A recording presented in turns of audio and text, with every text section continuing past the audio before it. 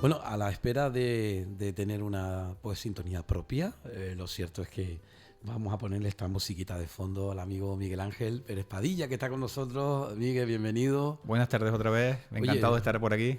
Gracias, antes que nada. Oye, ha tenido un éxito tremendo, tengo que felicitarte y también saludar a mucha gente que me ha mandado saludos, me ha dicho, oye, qué bien, compañeros, compañeras de profesión, de hecho incluso también algún que otro aficionado. Hay mucha gente aficionada a lo que es en sí la genealogía y también, por supuesto, a todo lo que es el tema histórico desde ese punto de vista, ¿no? Sí, a mí me sorprende cuando yo comento lo que hago, lo comento a gente que no se dedica a esto ni ha investigado nunca nada, y le digo lo que voy descubriendo, le entra el gusanillo, que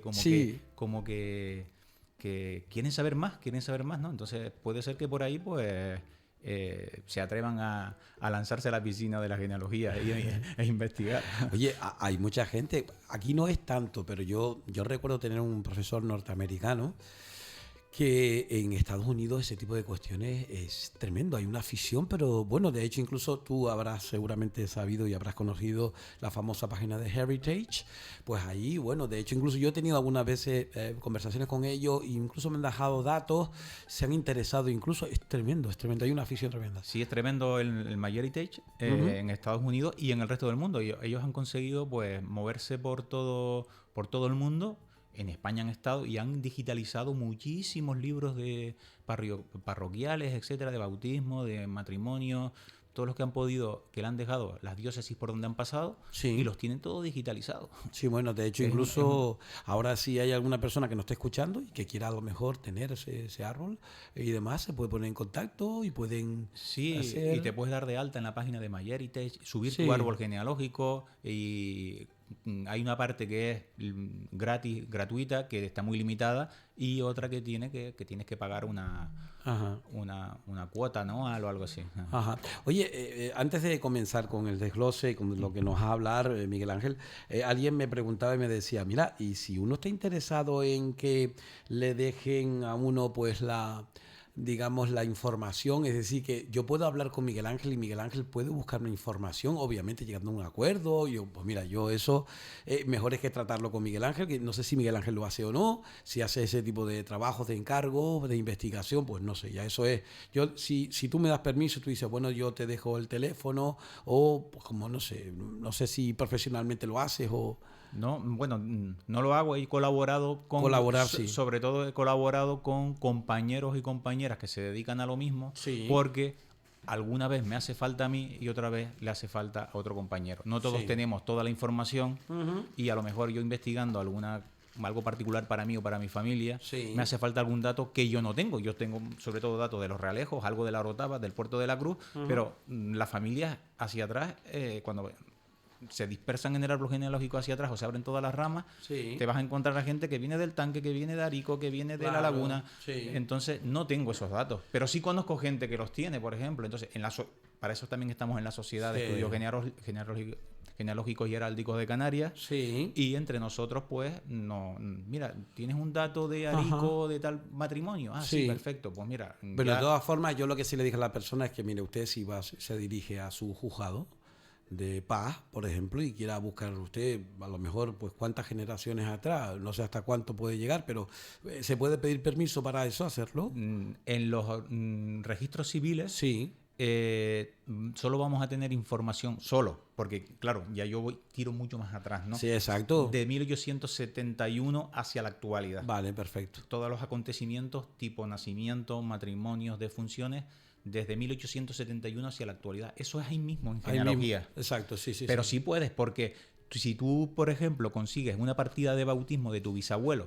Perdona, estamos en directo, pero esto tengo que hacerlo porque si no me quedo tirado para después grabar. Ahí está. Ahí lo tengo.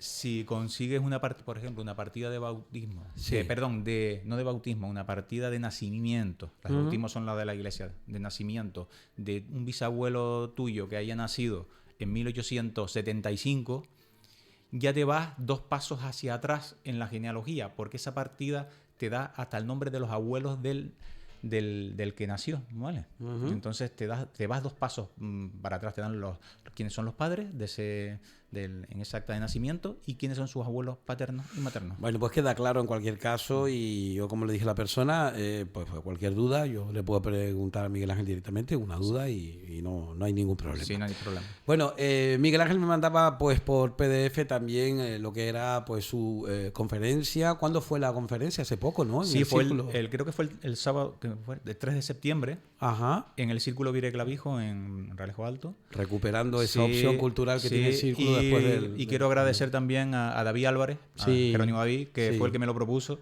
de si tenía algo, me había encontrado en mis investigaciones con alusiones a la Virgen de los Remedios para, en el entorno de la fiesta de los Remedios de septiembre, pues hacer una conferencia en el Círculo Vire Clavijo. Yo dije, sí, claro, yo en mis investigaciones genealógicas me encuentro de todo. Unas cosas las desecho porque no me interesan para tal, pero me las he encontrado. Cierto. Entonces, efectivamente, pues me hice una conferencia, una ponencia sobre lo que yo había encontrado en relación con la Virgen de los Remedios a lo largo de las investigaciones que he realizado. Vale, muy bien. Bueno, pues ¿hasta cuánto atrás nos vamos a remontar? Pues vamos a hablar... ¿Qué periodo me refiero? Sí, sobre todo de la persona protagonista, Isabel Núñez, ¿no? ¿Vale? Que falleció y fue enterrada en la parroquia de Santiago Apóstol de Realejo Alto el 19 de mayo de 1753. Es verdad que vamos a tirar un poco hacia atrás quiénes eran sus padres y sus abuelos porque es interesante, pero nos vamos a centrar desde ahí normalmente hacia la actualidad, un poco hacia la actualidad. El siglo XVIII. Y cuando dices tú enterrar dentro de la iglesia. Dentro de la iglesia. Cuando eso se enterra dentro de la iglesia. Hemos hablado con David estos días de eso. Sí, yo vi y escuché lo de David y era intramuros todo. Bueno, pues yo ahora, quien va a ser como un muro calladito soy yo. Sí. Ahora te están viendo los espectadores también, que tenemos a través del YouTube y el canal de Facebook, y obviamente los que nos escuchan a través de la radio. Así que en este apartado con pues Miguel Ángel Pérez Padilla, todo suyo, caballero. Pues voy a hablar de una historia muy interesante del siglo XVIII en el Realejo Alto, de una mujer llamada Isabel Núñez. Isabel Núñez fue esclava. Vale. Había esclavitud. La esclavitud estaba presente en esos momentos en todos los ámbitos, ¿no? Vale. Fue esclava y era de color pardo. Pardo. De color pardo es mulato. Mulato. Sí. Procede hacia atrás de gente de color, pues, de piel negra. De piel negra. Ella era de color pardo. Cuando encontramos la referencia a color pardo en los documentos, vamos a decir que son mulatos, ¿vale? Vale, perfecto. Vale, tome buena nota. Sí, y era esclava. Vale. ¿Qué pasa? No era realejera. Recaló aquí en su momento. Y fue una peripecia que descubrí y tampoco sé por qué recaló al final aquí, pero era... en su testamento dice que era natural de La Laguna. Pero sus padres se casaron en Vilaflor. En 1680. Y su madre, Dionisia Serrano, o Serrana, también aparece feminizado el apellido, también era esclava. Y su padre, Lázaro Núñez, era hombre libre. Hombre libre con esclava. Pero ¿qué pasa? Que la esclavitud se transmite por el vientre materno. Vale. Los hijos todos de ese matrimonio van a tener condición de esclavos del amo correspondiente. Vale. Entonces, y este Lázaro Núñez, el padre de Isabel Núñez, que es la protagonista de esta historia, era procedente de Vallehermoso en La Gomera. Fíjate como cantidad de lazos en 2 generaciones y al final recaló en el Realejo Alto. Pues tremendo. Tremendo. Parece que está viendo uno como la película, ¿no? Digamos, sí, entonces te encuentras estas historias cuando estás investigando y no puedes dejar de seguir tirando del hilo. Y después de esta conferencia, para lo que estoy haciendo hoy aquí en Radio Realejo, me encontré otro dato interesante que lo diré después. Sí. Y si sigo tirando me encontraré más cosas. Me imagino. ¿Vale? Entonces, Isabel Núñez, la protagonista, vamos a poner otra vez en situación. Sus padres, Lázaro Núñez, hombre libre, y su madre, Dionisia Serrano, esclava. Si vamos por la parte de la esclava, Dionisia Serrano, encontramos que la madre de Dionisia Serrano era Ana Serrano o Aserrán. Con Z. Y esto lo descubrí en unos libros publicados recientemente, bueno, hace unos pocos años, por Nelson Díaz Frías, investigador de la zona sur de Tenerife, de Arona. Insigne, donde los haya. Sí, muy prolífico, que además, ha escrito muchos libros de genealogía de la zona. Un hombre... Juez muy... ¿vale? Pues en esos libros me encontré que tenía investigada esta línea. Y Ana Serrana, o A Serrán, cree que tiene origen morisco. Y fue madre soltera de Dionisia Serrano, que es la madre de Isabel Núñez, también esclava. Todas por las líneas maternas, todas esclavas. Todas esclavas, ¿no? Vale. Y también en ese libro de Nelson Díaz Frías dijo que Ana Serrana, la abuela de Isabel Núñez, era esclava de un tal Juan Rivero, marido de Marta Delgado, de Vilaflor. Y se transmitió. Vale. No voy a ir más atrás, simplemente dejar esto para... Bueno, pero queda bastante explicado y queda bastante claro lo que es en sí la base de todo lo que vamos a hablar, ¿no? Sí, entonces Isabel Núñez, por lo que dice su testamento, dice que es natural de La Laguna. Probablemente haya pasado a un amo que era de La Laguna, o su madre había pasado a un amo que era de La Laguna y nació en la zona de La Laguna. Y se casó en La Laguna, de primer matrimonio, de primeras nupcias. Sí. Se casó en La Laguna en 1700, a ver si lo veo por aquí, 1715 en La Laguna, en la Concepción. En la Concepción. De La Laguna. Con José Afonso o José Tomás Eusebio Afonso. Lo he encontrado en diferentes documentos con esos dos nombres, ¿vale? Vamos a llamarlo José Afonso, el primer matrimonio. Sí. Vale. Y tuvo 2 hijos. Jorge Afonso, interesantísimo esta persona, y una hija, María Francisca. También esta María Francisca aparece en diferentes documentos con diferentes nombres. María Francisca, María Josefa y María Concepción. Te lo puedes encontrar. Eso es lo que nos tiene en la genealogía a veces, que nos puede dar lugar a muchas confusiones, pero es la misma persona. ¿Y a qué se debe? Se debe a que no habían antes credenciales. Y pues yo soy María. Es que a lo mejor pudo haber sido que su nombre de pila, o que su nombre de pila haya sido María Josefa Francisca de la Concepción. Ah, vale, ya entiendo. Vale, entonces... Sí, era muy habitual verte. Es una hipótesis, pero sí es verdad que me lo he encontrado en esta investigación que hice con esos 3 nombres. Sí. María Josefa, María Francisca y María Concepción. Pero lo que está claro es que es la misma persona. Es la misma persona. Vale, muy bien. Vale. De ahí que hay que tener mucho cuidado con las investigaciones en genealogía. Sí. Vale. Pues con este primer matrimonio, como dije, tuvo a Jorge Afonso y a María Francisca, o María Josefa o María Concepción, casada con Clemente Francisco Chiquero. ¿Sabes lo que es un chiquero? Sí, un goro. Vale. Chiquero. Como apellido o como apodo. También eran de color pardo. Aquí vemos también las relaciones, cómo se casaban entre ellos mismos, la gente de color pardo. Claro. Normalmente fueron esclavos también, y se casaban entre... Era lo lógico, en cierta manera, no le dejaban... Sí, entre ellos mismos, ¿no? Y luego, un personaje más, el nieto de Isabel Núñez, hijo de esta María, de esta que dije que tiene casi 3 nombres, sí. José Antonio Chiquero, ese que murió soltero, al final... vemos el colofón que vamos a tener con este nieto de Isabel Núñez, ¿vale? Ese es el primer matrimonio de Isabel Núñez, la descendencia hasta donde vamos a estudiar nosotros aquí ahora. Y el segundo matrimonio ya se casó en Realejo Alto ella. No sé por qué motivo recaló en Realejo Alto, en Realejo de Arriba en aquella época. Es de segundas nupcias. De segundas nupcias. Se vuelve a casar, enviudó. Sí. Se vuelve a casar y se casa con Bernardo del Carpio o Bernardo de la Peña. Vale. También de color pardo. Y se casó en 1727. Eso está en los libros de matrimonios de la parroquia de Santiago Apóstol, que están custodiados en el Archivo Histórico Diocesano de La Laguna. ¿Vale? De color pardo también. Y en la partida de matrimonio dice un dato interesante, que este Bernardo de la Peña estuvo como unos 14 años en Lanzarote. Regresó aquí y se casó con Isabel Núñez, para que vean las carambolas que te puedes encontrar en la genealogía, ¿no? Y de este solo tuvo un hijo que se llama igual que el padre, con el mismo nombre, con el mismo apellido, y en el testamento veremos que dice y del mismo color. Y del mismo color. Vale, entonces Bernardo del Carpio de la Peña también de color pardo. Casada con otra Chiquero, María Francisca Chiquero. Sí, que eran familias. Eran familias, sí, todos claro. Entonces, pues, también de color pardo. También de color pardo. Vemos aquí todas las relaciones que hay. Y se dice, es decir, era importante en ese momento dejar claro cuál era el color de exactamente, piel. Sí. Y la condición de liberto. De liberto o esclavo, o fui esclava, y también la condición de si era soltero o de estado libre.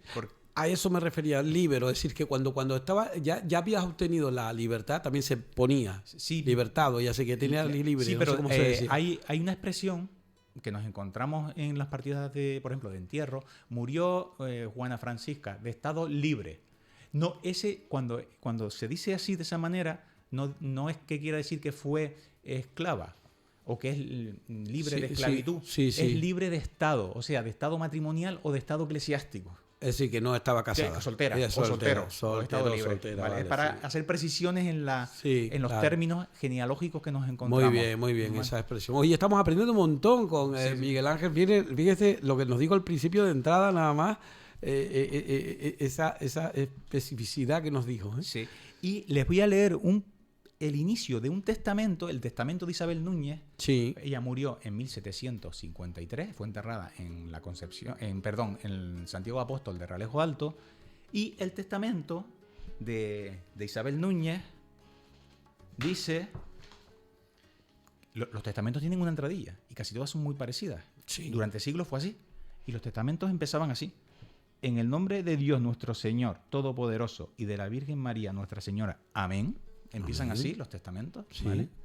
Fíjense, en un pequeño introducción, toda la información que nos da de esta mujer. O sea, de una mujer pobre. No estamos hablando del marqués del conde de Siete Fuentes, del marqués de no sé qué. Estamos hablando de una mujer pobre. Que testó. ¿Y por qué testó? Veremos después por qué testó. ¿Vale? Dice, como yo, Isabel Núñez, de color pardo, mujer legítima que soy de Bernardo de la Peña, que fue del segundo matrimonio, y de mi mismo color, lo pone en el testamento. Sí. Vecina de este lugar del Realejo de Arriba, que es en esta isla de Tenerife, esclava que fui de Salvador Afonso.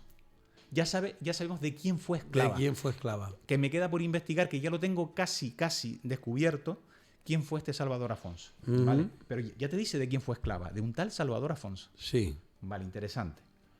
Vale. Y esto es lo que más me llamó la atención de esta parte del testamento, que dice, y libre de esclavitud, a Dios gracias. A Dios gracias. Es que es increíble. Sí. Bueno, claro, lógicamente lo importante que es el que saber la condición de liberto, ¿no? De ser una persona libre, ¿no? Y luego, que también esto se pone en casi todos los testamentos, el motivo por el que testa. Sí. ¿Vale? ¿Por qué testa? Dice, porque estando como estoy enferma en cama. Ah, vale, ya claro, al verse enferma en cama, pues testa. Claro. También hay otros motivos para testar, como es que me voy a América y tengo miedo a morir en el viaje. Sí, claro. Es que me los he encontrado. Era lógico, era mucha gente que iba arriba a la Virgen del Buen Viaje y después, claro, te tenía que testar, porque era bueno, yo recuerdo incluso que alguien, una carta que recogimos la tengo y es antigua, la tengo, de 1700 y pico, tienes que enseñarla. Vale. Un documento. Perfectamente. Entonces se dice que prestó un dinero y que se lo devolvieron para ir a América, y entonces él lo escribe y precisamente habla de que era jugártela. Dice, pues enferma en cama y en mi entera capacidad y natural entendimiento. Con mi, ¿cómo se suele decir en eso? En mi entera capacidad, juicio y natural entendimiento. Exacto. Vale, que no estaba en posesión de mi juicio, no sé cómo se dice legalmente, pero pues, dice mis facultades. Mis facultades mentales. Exacto, vale. Pues también se pone. Que no me engañe que tengo mi tino, vamos. Y declarando, como declara, ser natural de la ciudad de La Laguna. Claro, y sus padres se casaron en Miraflor. Sí. Vale.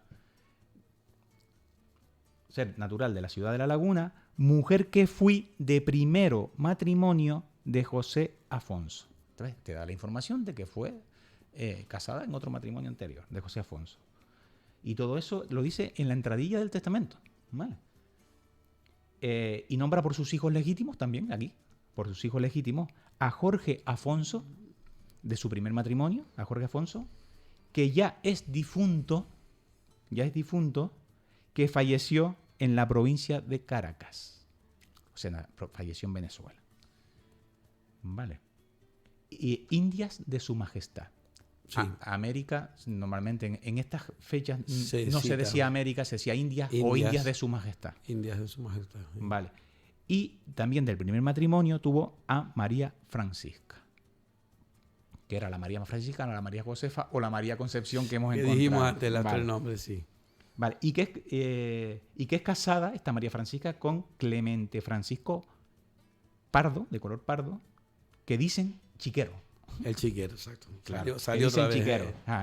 Y de segundo matrimonio está casada legítimamente con el dicho Bernardo de la Peña, natural del puerto de la Cruz de la Orotava, el que estuvo años en Lanzarote, que después regresó, Sí, y sí, terminaron casándose en Ralejo Alto. El Ralejo Alto. Increíble, ¿no? Sí. Vale.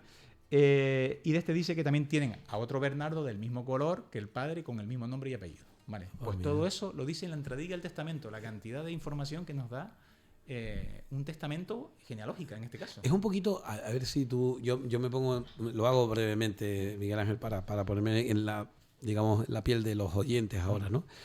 Es como no sé cómo decirlo, lo que dicen los ingleses es personal information, es decir, es una presentación exactamente, quiere dejar claro quién es, de dónde viene, dónde procede y cuáles son sus, sus raíces. Es decir, yo estoy aquí no solamente con mi nombre, estoy por esto, es decir, claro, argumento. ¿no? Argumento. Un testamento nos da muchísima información para la genealogía y para muchos aspectos. Y era habitual eso, que también la persona que fuera, además de la entradilla, con lo que decías de la oración y demás y tal, es normal que la persona se explique tanto como ella. Sí, lo normal es que aparezcan estos datos. Lo Sí, normal. Si te casaste, ¿cuántas veces? ¿Cuántos hijos tuviste? Porque después lo vas a tener que nombrar como heredero. Claro. Además que tuviste dos nupcias, pues tú igual nupcias. Tuviste... Eso suele. Y lo que siempre ponen, antes incluso de nombrar sus bienes, sus herederos, etcétera, siempre ponen en los testamentos las mandas o las misas que quieren por su alma. Vale, mandas, otra palabra, tomen nota, por eso decía yo antes que vamos cogiendo esos conceptos, esos tecnicismos propios de la profesión, pero que son bastante, porque es que después resulta que vas a una fiesta y te encuentras en algunos programas antiguos las mandas que vinieron a ofrecer pagadas con dinero o reales que venían de Venezuela o de Cuba. Claro, te das cuenta de que eso era un concepto o un vocablo que se usaba en esa etapa, ¿no? Sí. No lo usamos ahora. No, pero... Durante siglos hasta se utilizaban las mandas. Pues las mandas a la Virgen, las mandas a un santo, etcétera, ¿no? Pues por sufragios por el alma del... Lo que diríamos ahora, ofrendas o no dádivas o no sé. O las misas que les hacían ex un voto, difunto. cuando se ponían ex voto o misas, claro, también, ¿no? Vale, entonces ahí... Y ahora vamos con lo interesante. Venga. Vale, lo interesante es de Jorge Afonso, su hijo de primer matrimonio que falleció en la costa de Caracas. Sí. Vale. En este caso, lo tenemos aquí casi en original. Sí, ¿vale? Ya veo. Vale. Dice que declara que por fallecimiento del dicho Jorge Afonso, su hijo legítimo, que falleció en las dichas Indias, provincia, aquí pone provincia de la costa de Caracas. Ajá. Ya especifica un poquito más. ¿Vale? Heredó del sobredicho su hijo de dicho primer matrimonio. ¿Ves cómo vuelvo a especificar? Ojo, del primer matrimonio. Siempre. Del primer matrimonio. Según recaudo y carta que tiene. O sea, se enteró de que murió y dejó un dinero allá por una carta que vino por alguien que a ella le llegó. Ah, vale, muy bien. ¿Vale? Según recaudo y carta que tiene. Sí. Cantidad de 500 pesos fuertes. 500 pesos fuertes era una relativa fortuna para la época. Sí. Eran pesos acuñados en plata. En plata. Fuertes. También llamados pesos duros. De ahí viene también después derivó la palabra duro y todo eso. Vale. Pues mira. Otro tema de investigación interesante que puedes encontrar en los testamentos, en las compras-ventas, etcétera. Pues la numismática. Y el origen de... El origen de las monedas. la perra o tal, o lo mejor. Se podría también... Hombre, ese de duro es bastante elocuente. Y me imagino que duro será porque recio duro es porque pesaba o porque... Sí, y eran pesos fuertes o pesos duros. Se llevaban de las dos maneras. Y yo no soy experto en numismática, pero intenté investigar un poquito y parece ser que el peso fuerte equivalía a 8 reales. A 8 reales. Estamos hablando de 8 por 4.000 reales. 4.000 reales en esa época era una fortuna. Era una fortuna. De ahí que ella testara porque sabía que podía recaudar ese dinero y hacer algo con él o darlo en herencia. Si no, no hubiera testado porque no hubiera tenido nada. Sí. O como mucho hubiera hecho una declaración testamentaria sencilla para que dijeran una misa por su alma, etcétera. Pero sí. Tampoco era lo habitual si no tenías nada. Cierto. Eran esclavos, descendientes de esclavos. Y de hecho, unas veces dejaban casi una fortuna también para que durante no sé cuánto tiempo hicieran las misas. Ahora vemos la paradoja esa que tú me estás contando. Es interesante, ¿no? Pues esos 500 pesos fuertes que dice en su testamento que dejó en herencia a su hijo, ¿vale? Se recuperaron. Llegó ese dinero.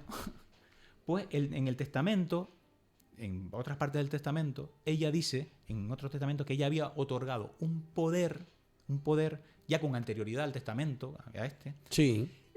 Conjuntamente con su segundo marido, los dos juntos mancomunadamente hicieron un poder a favor del capitán don Amaro José González de Mesa.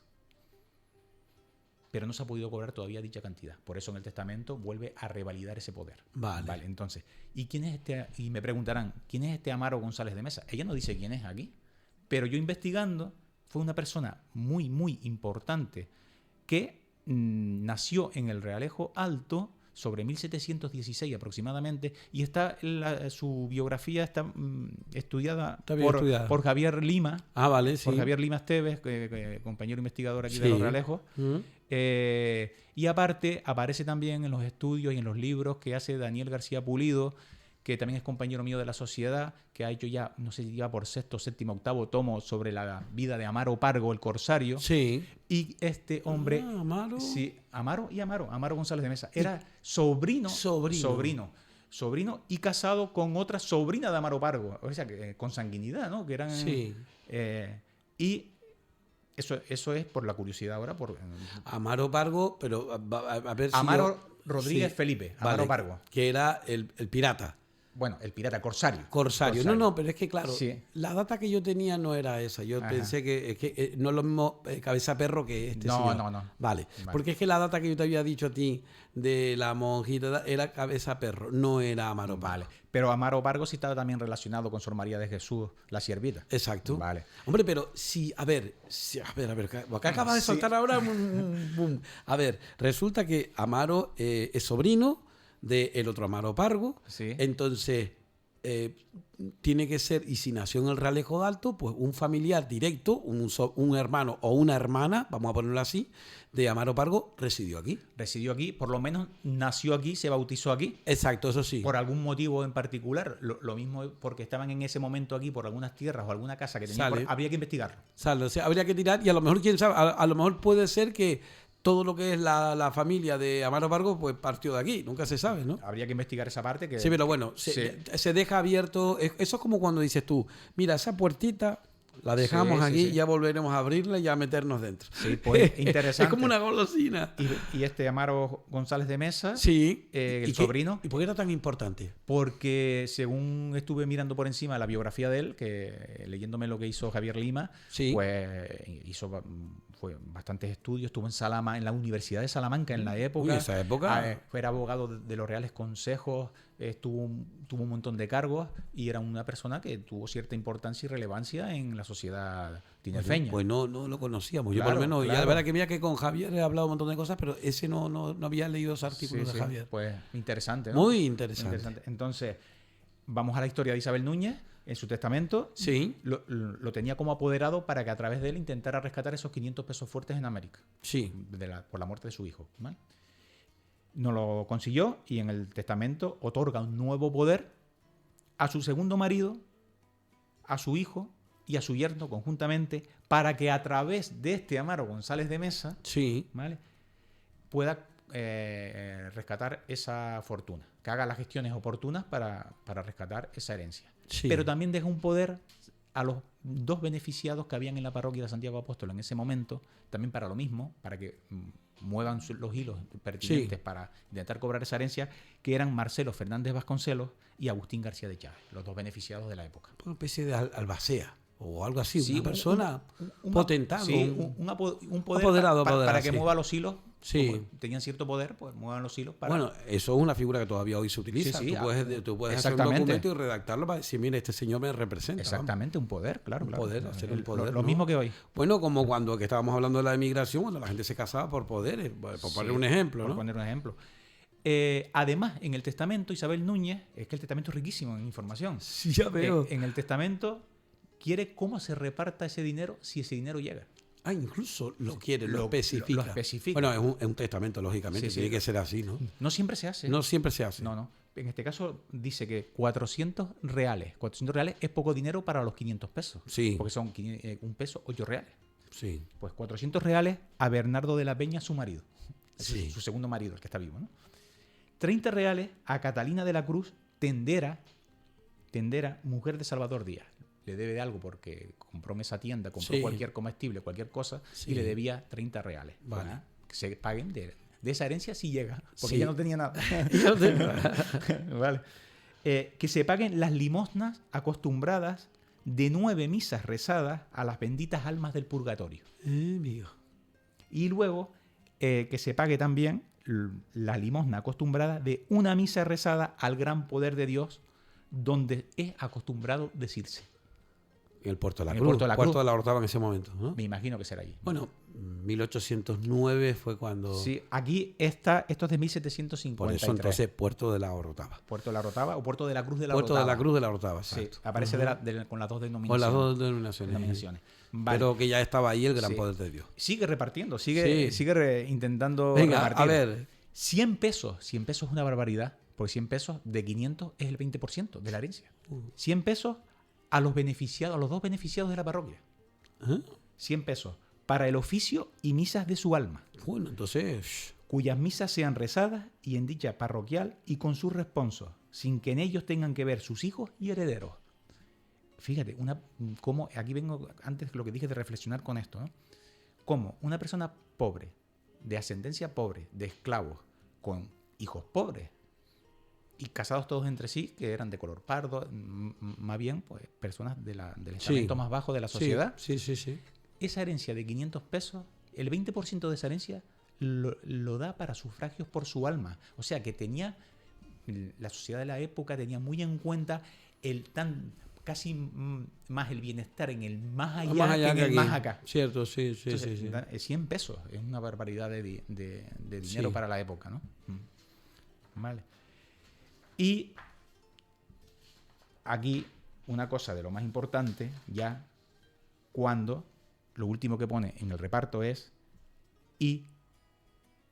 un rayo de plata que tiene prometido para el sol de las andas de Nuestra Señora y Madre Santísima de los Remedios, cita en dicha parroquial, o sea, del Santiago Apóstol, de este dicho lugar, con todo su costo, hasta ponérselo en su sol y andas. Bien, y que date cuenta que yo no sé con cuánta anterioridad vino la Virgen de los Remedios, pero tampoco fue mucho tiempo atrás, ¿sí? No, la actual de 1817. 17. ¿Y la primigenia, la primera? Ahí ya no soy especialista en temas de devociones, imágenes, pero sí es verdad que había una devoción ya. Sí. Estamos en 1753. En 1731 se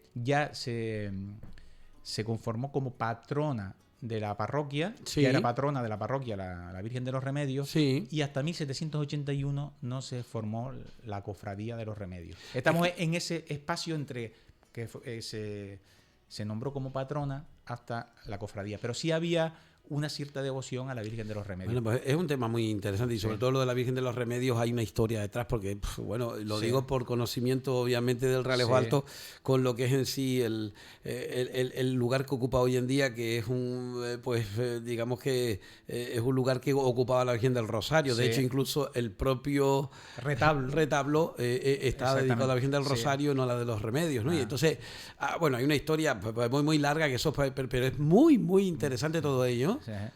Y luego también, como todo testamento, nombra a sus herederos. Sí. Claro. ¿Y quiénes son? Sus hijos. Sí. María Josefa. Del primer matrimonio, que es la única que tenía viva, porque el otro era Jorge Afonso, que murió en Caracas. Y Bernardo de la Peña, de su segundo marido. Y dice de por mitad, o sea, a partes iguales. A partes iguales. De lo que quede de todo eso, pues se lo reparten a partes iguales. Sí, ¿no? De ese reparto que hizo ella, de las andas, del rayo de sol de plata, de todas las Sí. misas, etcétera, y todo lo que debía, pues si queda algo, se lo repartan por mitad.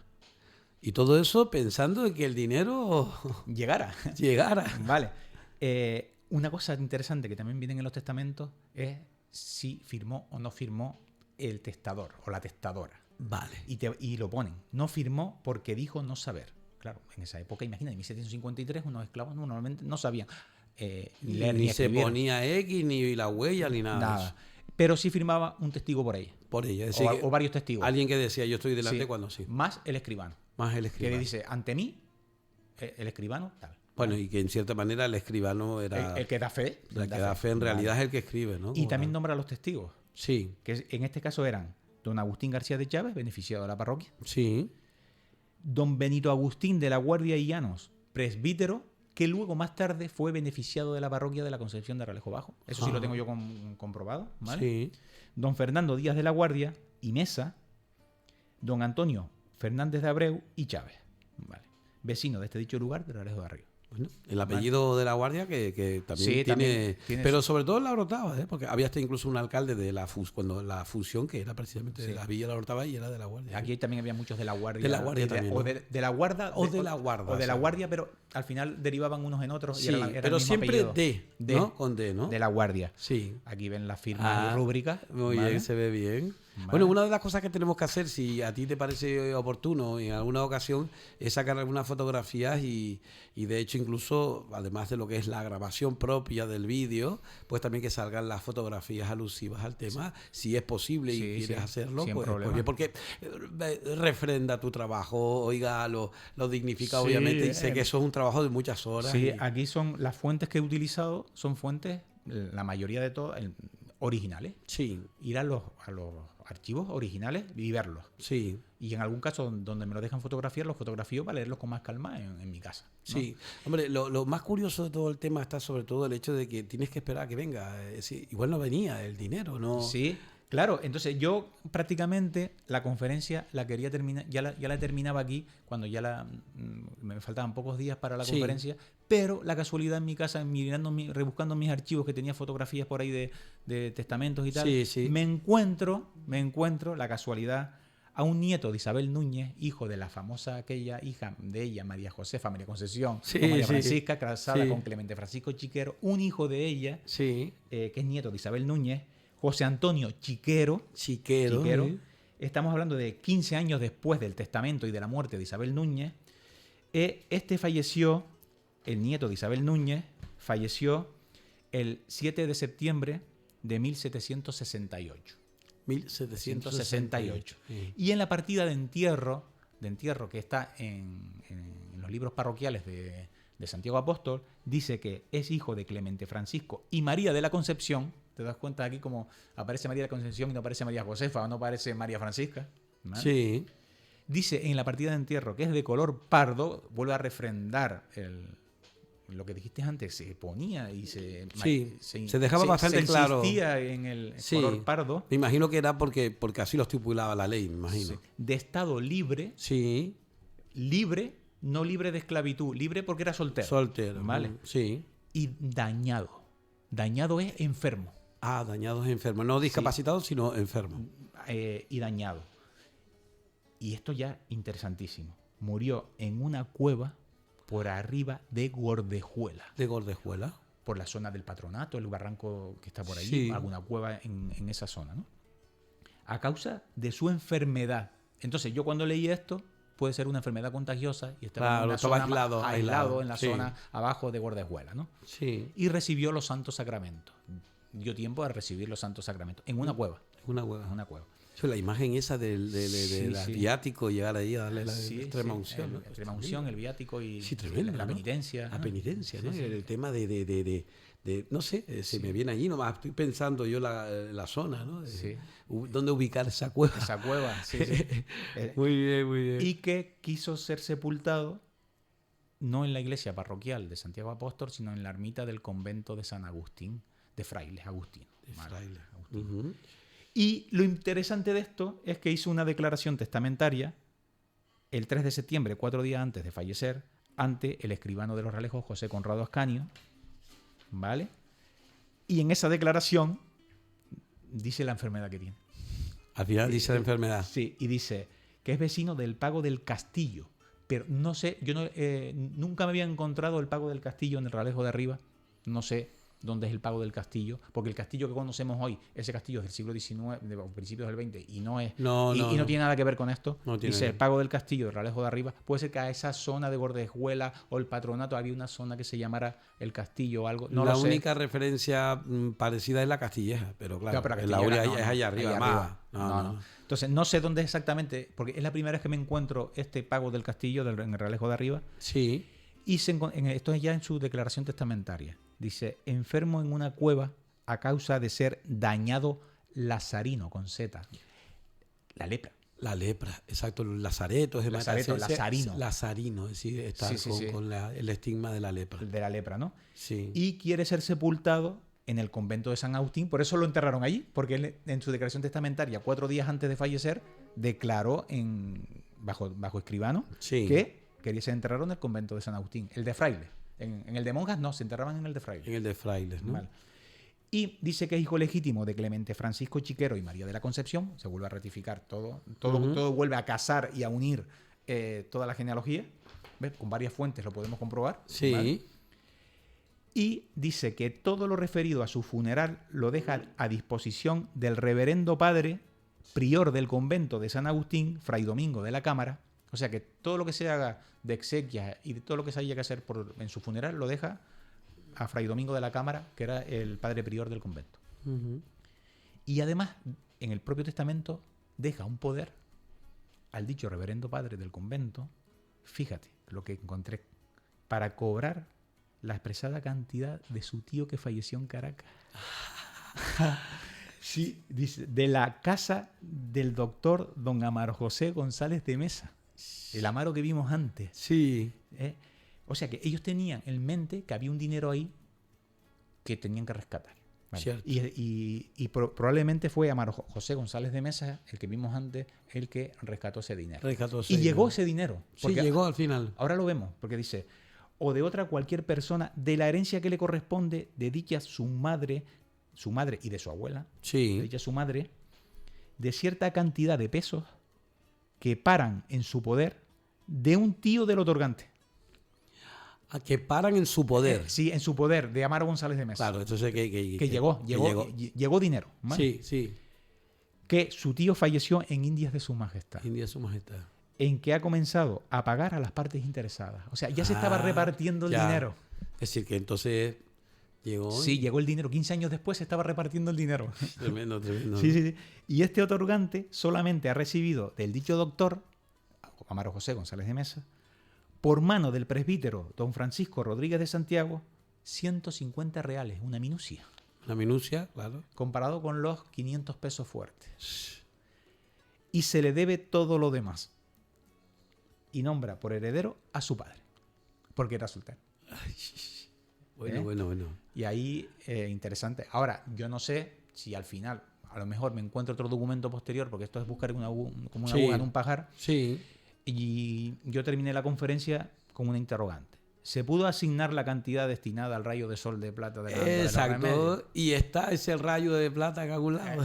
No lo sé. Yo intuyo que no, pero no sé si llegó al final todo el dinero. Sí. Se repartió bien, se repartió como quiso Isabel Núñez, la abuela de ese José Antonio Chiquero. Y lo dejo ahí en el aire. Bueno, claro, para otros investigadores que son más de historia del arte, porque al final nos complementamos unos con otros y lo dejo ahí en el aire. Bueno, mira, hay dos cosas solamente como... Esto más que nada es por interés periodístico. Por un lado, me interesa mucho la filología, la etimología de las palabras también, pero obviamente desde el punto de vista periodístico, a ver, dos conceptos. Lo de Pardo que te llama la atención, pero vamos a ver, no tendría que haber descendientes pardos, es decir, mulatos, en el municipio de Los Realejos debido a todo ese... Es decir, ¿cómo es que no hay entre los vecinos actuales de Los Realejos descendientes, o si los hay, no son de color pardo, pero sí vienen de... Claro, mucha gente dirá, a lo mejor tú tienes un antepasado que era pardos. Sí, los hay. Los hay, claro. Los hay. Y estamos aquí y todos tenemos seguramente, empataremos con alguna persona de color pardo, de color mulato o guanche. O guanche aborigen también. Claro. Sí. ¿Qué pasa? Que las mezclas han sido tantas. Algún rasgo puedes tener, un tipo de... Pero no se ha guardado tanto eso que tenía en ese momento, que era el color, que se casaban unos con otros, sino que después ya después la mezcla de sangre. Hubo más mezcla y si puede haber algún rasgo de una nariz más chata o algo, podría suceder. Y de hecho, incluso nosotros tenemos un montón de gente que son conocidas como el negro, el moreno, porque son de piel muy oscura, a pesar de que tienen rasgos, digamos, la fisionomía de la nariz y eso no revela que sea pues negroide, vamos a decir, como se decía antes, ¿no? Sino que son, digamos, de pero básico, ¿no? Si tiramos hacia atrás, es muy probable que no solo de los rasgos, cualquier persona tire hacia atrás y llegue a una persona de color pardo. Bueno, esa era una de las cosas. Y la otra cosa, obviamente, cuando dijiste lo de Amaro Pargo, que se te ponen los dientes largos. Entre otras cosas, porque tú sabes cuál es lo más destacado de Amaro Pargo. No es solamente la historia, es que Amaro Pargo, todavía yo conozco gente en esta isla de Tenerife que está buscando el tesoro. El tesoro, bueno. El tesoro. Vino un señor incluso irlandés, bueno, de eso tendríamos que hablar, en la década de los 40, con aparatos que estaban empeñados de que iban a descubrir el secreto y dónde estaba pues, en teoría, tesoro enterrado de Amaro Pargo. Yo no he profundizado en esos estudios y conozco toda esa... Yo leí un artículo toda esa leyenda y toda esa historia... pues que es interesante. Esto posterior a la guerra mundial, imagínate, la década de los 40 ya terminaba. Hay muchos estudios y él testó. Y los principales herederos fueron Amaro José González de Mesa, el que hemos hablado, y su mujer, que eran primos hermanos, eran sobrinos de él. Se llevaron casi toda la herencia de ellos. Y recomiendo, quien más está investigando y publicando ahora mismo sobre Amaro Pargo es Daniel García Pulido. Cierto. Entonces, recomiendo sus publicaciones. Lo ha citado Juan Manuel Reyes Cornejo cuando ha hablado acerca del tema, lo ha citado también. Pues 40 y casi 50 minutos. No sé si lo podremos poner íntegramente, igual tenemos que dividirlo en dos, pero así le dejaremos la emoción a la gente. Pues perfecto. Oye, muy interesante, Miguel Ángel. Además, que hemos aprendido no solamente pues los términos propios de lo que es en sí la técnica o los tecnicismos de la genealogía, sino también, por supuesto, el intríngulis de la misma, ¿no? Y esas cositas palabras y cuestiones que te vas dando cuenta tú. Y dices, somos como detectives de la historia. Sí. Además que vamos aprendiendo. Tú ahora tenía que haber tomado alguna nota para decírtelo, pero has dicho cuestiones ahí que mucha gente no sabe. Pero de esa época, ¿no? Que lo de por ejemplo, libre, que se refiere a que era soltero o soltera, de ¿no? estado libre. De estado libre, ¿no? De estado libre tanto de matrimonio como perjudicado como dañado. Dañado, era perjudicado, no dañado. Dañado, por ejemplo. Sí. Y después ya te encuentras en el testamento, ¿por qué? Dañado Lazarino. Lazarín, exacto. Lazarino. Lazarino, que sería con el estigma de lo que es en sí la lepra. La lepra. Muy bien, pues fabuloso. Me encanta y estoy seguro que mucha gente así lo ha refrendado y seguiremos.